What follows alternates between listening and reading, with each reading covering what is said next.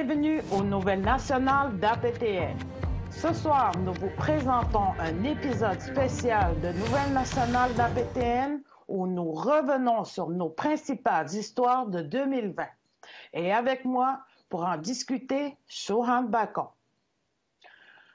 On peut dire que vraiment la pandémie de la COVID-19 a été à plusieurs niveaux ressenti des changements dans la vie de tout le monde.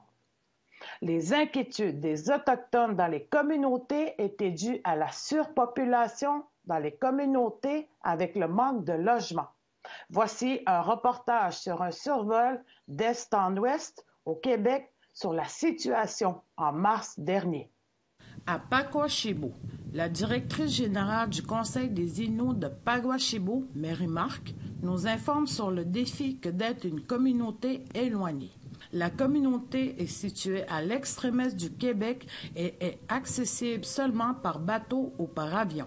La communauté, puis revenir.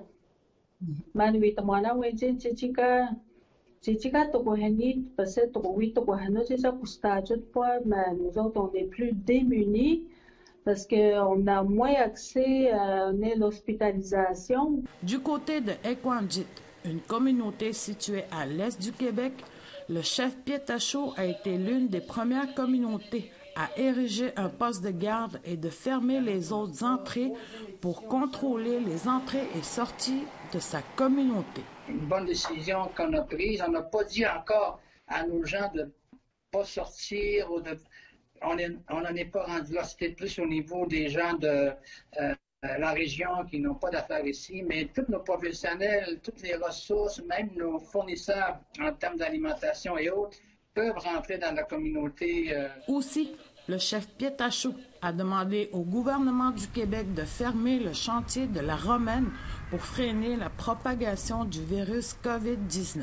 On travaille avec les maires, le préfet de la région, puis on a demandé, on a fait des correspondances au gouvernement du Québec de fermer le chantier carrément, puis d'y aller au service essentiel, mais pour le moment, il ne veut pas, puis j'ai dit, vous allez à l'encontre de vos messages, vous nous dites de rester chez nous, puis vous amenez des gens de Montréal, de Québec, il y a 200 personnes sur le chantier, 200 à 300 personnes sur le chantier. Pour la communauté d'Odanak, située au centre du Québec, le Conseil des Abénaquis de Odanak est fermé pour éviter toute propagation du virus.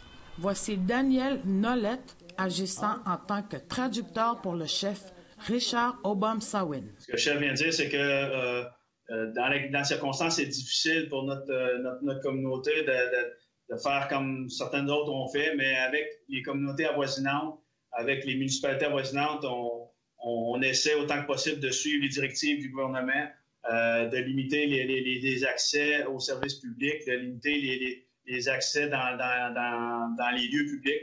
Constant Awashish, qui représente les 3 communautés atikamekw, ont suivi les directives émises et restent en contact étroit avec toutes ces communautés. Récemment, les communautés ont pris la décision de contrôler les entrées et sorties des 3 communautés, Wemontashi, Obituan et Manoan. Pour nous, je pense que c'est une nécessité. On connaît le problème de surpopulation dans nos communautés. C'est important pour s'assurer qu'il n'y ait pas de propagation du virus au sein de nos communautés. Je sais que ça peut paraître un peu musclé, mais je pense la réalité sociale de nos communautés, je pense, le nécessite.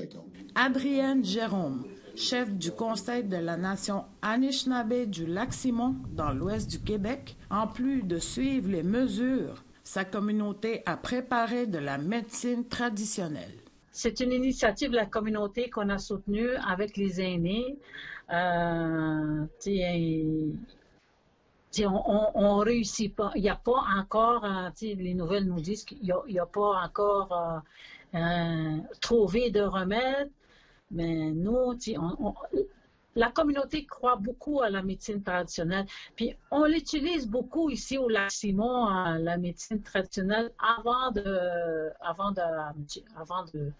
d'aller à l'urgence. La chef Jérôme déplore le manque de communication entre les différents paliers de gouvernement.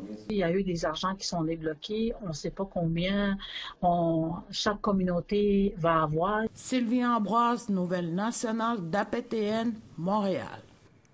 Le réflexe était de fermer les communautés, ou du moins contrôler les entrées et les sorties. Car la raison est là. Beaucoup de diabète est le phénomène de proximité dû au manque de logement. Chauhan, est-ce que les fonds gouvernementaux se sont bien mobilisés? Oui, je pense que oui, les fonds gouvernementaux se sont très bien mobilisés parce que dans nos communautés au Québec, selon la directrice du CSSPNQL, Marjolaine Sioui, dit qu'il y a moins de cas dans les communautés autochtones au Québec si on compare avec les communautés autochtones dans l'Ouest. Même si le Québec a beaucoup de cas dans la province. Oui, je pense aussi que la deuxième vague, oui, on a des cas, mais on est très bien préparé dans nos communautés. Maintenant, je voulais parler de la médecine traditionnelle, comme on a vu dans le reportage, le cèdre, puis tout ça. Pourrais-tu comme nous expliquer un peu les plantes? Oui, les gens se sont vraiment tournés aux médecines. Donc, on a les gens plus ici vers l'ouest de la province, mettons, plus au sud, c'est le cèdre qui a vraiment été utilisé pour faire les tisanes. Puis, plus dans l'ouest, dans l'est, excuse-moi, mais plus la côte nord, c'est le mélèze qui est accessible. Il y a moins de cèdre là-bas. Donc, les gens, chez les Inuits, le mélèze a beaucoup été utilisé pour faire les tisanes afin de prévenir la contamination, mettons, de se protéger contre la COVID-19. Oui, moi-même à Montréal, il y a du cèdre juste à côté. J'en ai fait bouillir pour l'air, pour assainir l'air. Il y a aussi quelque chose que j'aurais aimé parler, c'est par rapport à mon travail, comment que ça s'est déroulé en mars. En 2-3 jours, nous avions dû changer de manière de travailler. Il a fallu que j'arrête de sortir de Montréal, que j'ai pas pu aller dans les communautés. Il a fallu que je vote tout le temps par le Skype. Que j'essaie de rencontrer des gens comme ça pour faire mes reportages. Aussi, nous avons demandé des images pour les personnes qui sont dans le terrain, là, avec leurs histoires, en lien avec leurs histoires. Et le plus gros changement que j'ai eu, c'est de présenter le Nouvelle nationale dans mon salon. Ça, c'était quelque chose de... Mais à Pétain, il a été très technologiquement, ça a été comme très rapidement fait. Et j'ai eu une très bonne transition par rapport à ça aussi. Après la pause, on revient avec un reportage sur Joyce Echaquan. Restez là.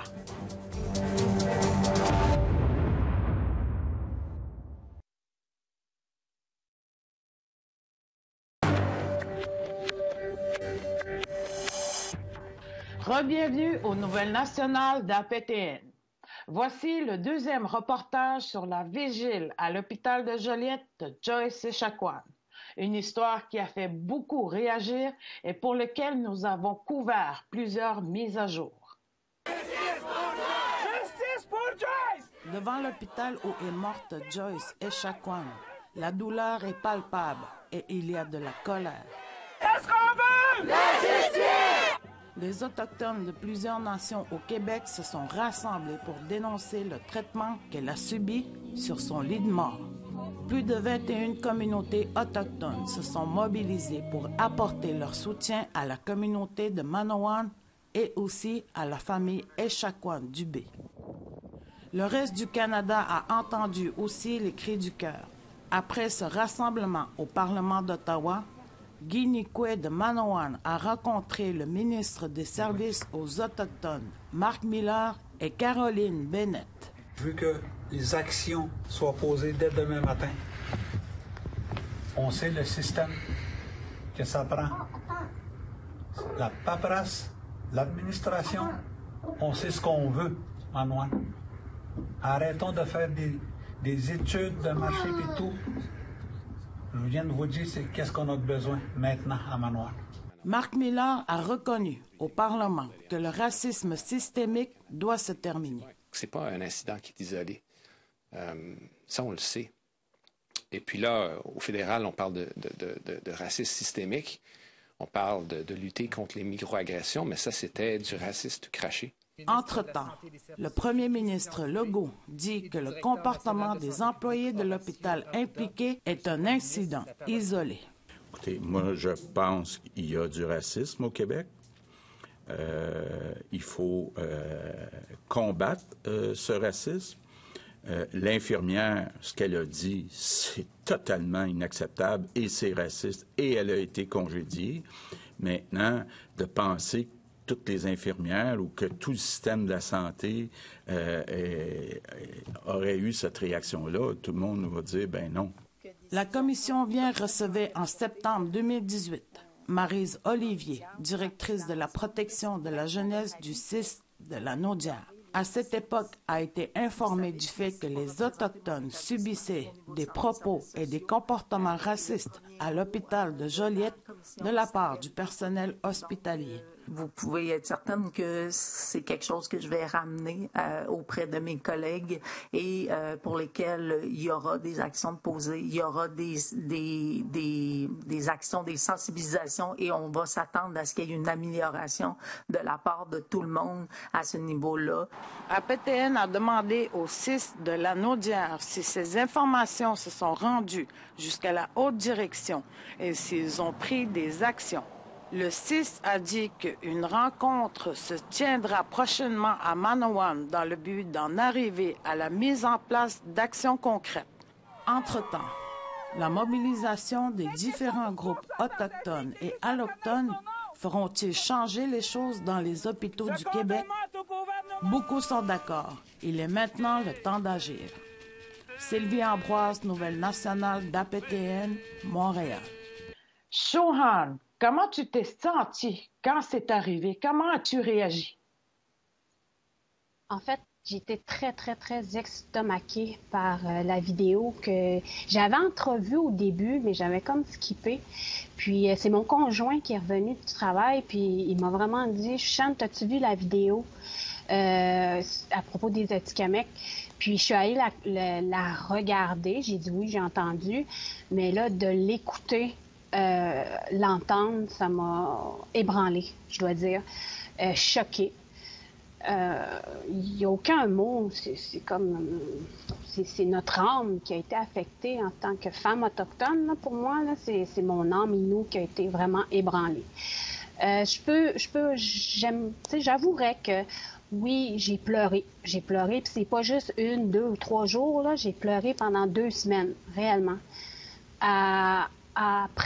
C'est le fait qu'on vit, c'est le mot racisme systémique qui est revenu, qui a été vraiment dit. Puis pour ma part, pour ma propre vie, c'est ça qui m'a été présenté dans le fond. C'est ce que tout mon retour, je revenais dans le passé, ce que j'avais vécu, tous les petits faits vécus que j'avais, que j'ai mis de côté, mais c'est ça qui était revenu. Qui s'est comme qui s'est remis au présent dans le fond, puis de faire face à ça en tant que femme autochtone, j'en ai pleuré, hein? C'est ça. Oui. C'est pas de se l'avouer vraiment qu'on a subi du racisme dans nos vies. Justement, avec moi, j'ai entendu des histoires comme avec Stanley Volant qui parlait de l'hôpital de Bécomo. J'ai entendu mes amis parler aussi de l'hôpital de Sept-Îles. Tu sais, il y a aussi des... Tu sais, c'est comme... Quand on parle de racisme, on parle aussi de tout le système. Fait que je pense qu'il y a beaucoup de choses à regarder par rapport à tout ça, là. Puis il y a une affaire positive aussi qui est arrivée par rapport à toute cette mobilisation-là, c'est que les Allochtones ont été touchés par cet événement tragique. Je donne un exemple comme moi, j'ai une amie qui mettait un masque là, pour Joyce ici, puis avec la main là, symbolique. Elle avait mis ça dans un magasin d'épicerie, puis les gens ils venaient vers elle pour lui dire qu'il était avec elle, qu'il était avec les Autochtones, puis c'était très, très expressif, là, selon mon ami. C'est ça, ils viennent appuyer comme la situation que les Autochtones vivent. C'est ça qui est intéressant. Enfin, on se sent compris, on se sent rallié. C'est vraiment le mot. Comme tu dis, on est compris et entendu.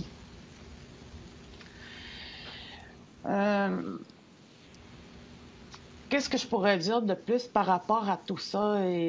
C'est vraiment, vraiment, vraiment beaucoup de mises à jour qu'on a fait. On a suivi ça à toutes les semaines, comment que ça tournait. Jusqu'à dernièrement, nous avions eu le principe de Joyce qui a été déposé et qui a été refusé par le gouvernement. Et donc, ce qui est intéressant, c'est la suite de tout ce qui se passe avec ça. Bien, il va y avoir à suivre. Là, il faut les enquêtes qui ont été faites et mises sur la table, dans le fond, il va falloir regarder ça de plus près. Oui, excellent. Au retour, on vous présente cette fois du côté des Anishinaabe, un reportage qui contenait les préoccupations de l'histoire de la chasse aux orignaux. Soyez là.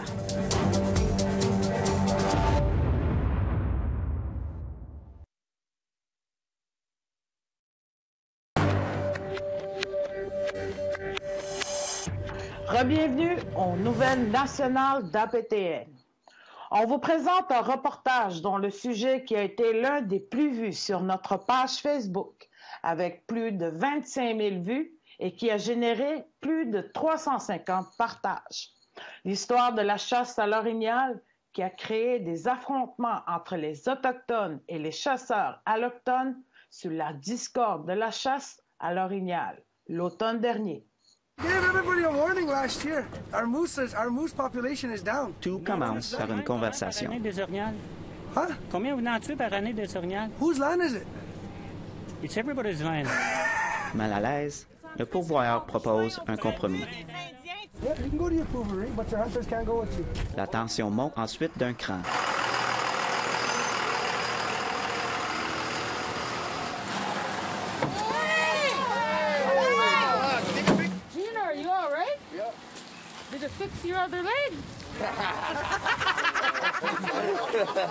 Personne n'a été gravement blessé lors de l'incident. Yeah, I'm good. You said you expected it. How come? Just the way she was acting, I knew it. Les gens sur place disent avoir observé de nombreux gestes d'intimidation depuis la mise en place des barrages routiers. We're just trying to protest peacefully here, and we're having to run into occurrences like this on a daily basis. This is unacceptable. Les Algonquins de la région de l'Outaouais bloquent actuellement l'accès à 3 points d'accès à leur terre ancestrale. La saison de la chasse à l'orignal a commencé cette semaine et les pourvoyeurs et les amateurs de chasse sportive sont mécontents. J'ai vu des Indiens tuer des printemps. Ils ont tué une maman avec son bébé dans le ventre sur le bord du chemin. Mais les Algonquins expliquent qu'ils n'ont d'autre choix que de monter des barricades. Parce que comme l'épicerie la plus proche est à plus d'1 heure de route, le déclin de la population d'orignaux menace leur mode de vie. A moose will feed, 5 to 6 families, just one moose for the whole year. And, once the moose are gone, we will, what is there to eat. Le gouvernement du Québec reconnaît qu'il y a une baisse de la population d'orignaux, mais cette baisse n'est pas suffisamment importante pour imposer un moratoire complet sur la chasse sportive. Le gouvernement indique avoir observé une diminution de 30% du nombre de permis délivrés. Une superficie de 1200 km² a été déclarée zone où la chasse sportive est interdite. Un comité a également été formé pour gérer les aires de conservation. Pour les gens sur place, ce n'est pas suffisant. Quebec has their own agenda, you know, and we're not part of it. But in reality, they have no choice. We're not going nowhere. À la façon dont vont les choses, les barrages routiers ne disparaîtront pas de sitôt, ce qui signifie que les tensions ne feront probablement qu'augmenter. Un reportage de Jeff Dorn, les Nouvelles nationales d'OPTN, réserve phonique à la Vérandrée, Québec. Suite à cela, il y a eu une injonction puis un moratoire temporaire jusqu'au mois de mars 2021. Le gouvernement va poursuivre les discussions. Un moratoire de 5 ans est demandé par les Anishinaabe car ils disent que la population d'orignaux diminue.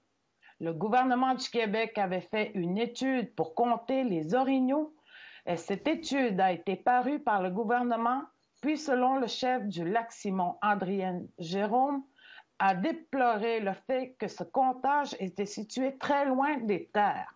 Le fait est que le troupeau d'orignaux ne se promène plus près des terres accessibles et donc, elle a dit aussi que cette étude avait été faite avec les Anishinaabe, mais selon la chef, il n'en était rien. La seule fois qu'ils auraient collaboré, c'est quand son équipe est montée dans l'hélicoptère. Outre de cela, c'est une question de pratiquer les activités ancestrales pour les Anishinaabe. Shohan? Oui, pour les Anishinaabe, c'est super important parce que l'orignal, pour eux, c'est leur nourriture, en fait. Les épiceries sont pas super proches, sont à plusieurs heures de route, là, en tout cas, c'est pas quelques minutes, là, mais il faut faire de la route pour aller à l'épicerie. Donc, l'orignal reste la nourriture principale, dans le fond, chez les Anishinaabe. Ils utilisent la viande, les os, la peau. Donc, tout est utilisé, rien n'est gaspillé. Mais ce qu'il faut dire aussi, c'est que les Anishinaabe sont en discussion, comme tu disais plus tôt, puis les négociations se font ou vont se faire un peu plus. Le Québec a choisi leur négociateur. La nation Anishinaabe, la négociation reste à venir. Ben, le nom du négociateur reste à venir et il va être nommé bientôt, sûrement, après les rencontres que les Anishinaabe auront entre eux. C'est quelque chose vraiment à suivre là, durant l'année. Aussi, Lindsay Richardson, notre journaliste, dans un de ses reportages de suivi qui sont sur notre page Facebook, a fait ressortir comme quoi les Autochtones sont représentés négativement dans les médias du grand public. Les médias allochtones ont une vision de nous. C'est sûr que l'information par rapport aux réalités autochtones n'a pas été enseignée à tout le monde chez les Allochtones. Donc, c'est sûr qu'il y a des journalistes qui sont moins informés et qui peuvent influencer leur interprétation de l'histoire qui est présentée lorsqu'ils le font. C'est exactement ça, une méconnaissance de la culture autochtone au Québec. Merci, Shohan, d'avoir été avec nous. Bonne année. Bonne année à toi aussi, Sylvie. C'est ce qui conclut le bulletin de nouvelles nationales d'APTN. Communiquez-nous vos suggestions pour nos prochains reportages. Je suis Sylvie Ambroise. Merci beaucoup d'avoir été des nôtres. Prenez soin de vous et à l'année prochaine. Yameh.